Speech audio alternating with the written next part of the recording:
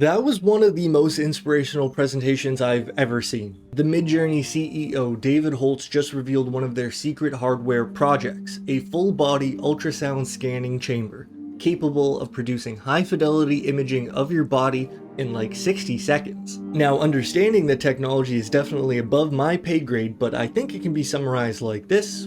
Learn more information about your body at faster speeds with no discomfort. It's all based around ultrasound, the same way you can see a growing baby inside of a belly, only this is like 10 times the amount of technology. So it's this big tube that you go and stand in. You get lowered by a platform and get surrounded by water. A bunch of micro speakers blast sound at you, a bunch of microphones pick up those sounds, and then with a little bit of math, they can image what they heard. Which turns out to be a map of your body. Like, the visuals they showed were insane. If there is something wrong inside of you, these scans should show it. I know that Brian guy is going to be first in line to try this, right? So it's definitely an imaging technology at the start, but in the future, pending regulation approval, they hope to utilize the tech for treatment as well. Anything that a regular ultrasound machine can do, this machine should be able to do it better. And you can actually find some more information at their website, midjourney.com/medical. If you're watching this video and think that you can help,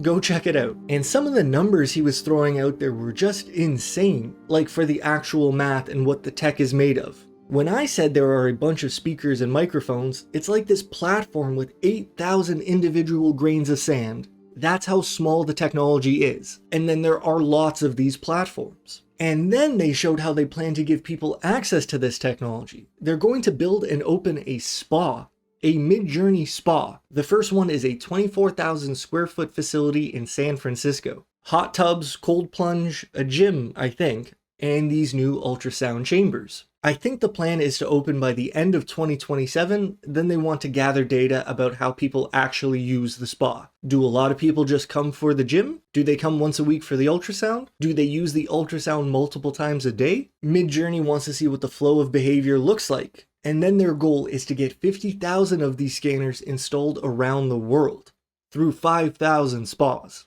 It's just the coolest endeavor I've seen in a long time. When most other rich companies are resting on laurels and selling minor iterative improvements of the same technology year after year, it is so dang refreshing and inspiring to see a rich company try to make the future a better place. David also did a great job talking about his backstory and the lore behind his motivations. Like, he talked about growing up in Florida and spending time on the beach watching the water. He said something about his father running a dental practice off of a sailboat. I'm sorry if I misunderstood what that meant, but he went on to say that's why the Midjourney logo is a sailboat.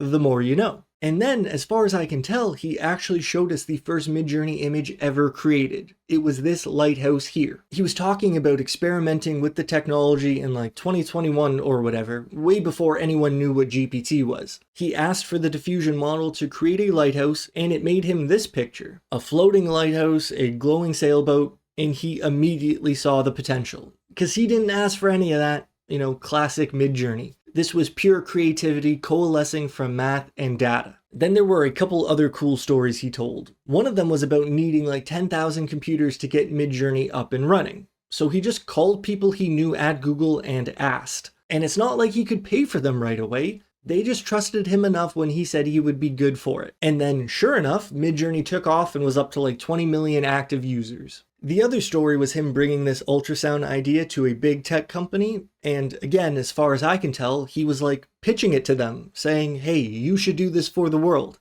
And they said something like, "Sir, we make smartphones." I can only assume that in another timeline, we would see Apple leading the charge as a medical innovator. For now, I guess we're lucky that Midjourney grew the way it did. I just want to say, that presentation was a great example of why I fell in love with this company. They're amazing, they've got a great leader, and they make me proud to be human. If you want to see the other crazy update they released yesterday, where you can now generate 24 pictures for every prompt you write, check out this video now. I hope you're doing well, take care, and I'll see you next time. Peace.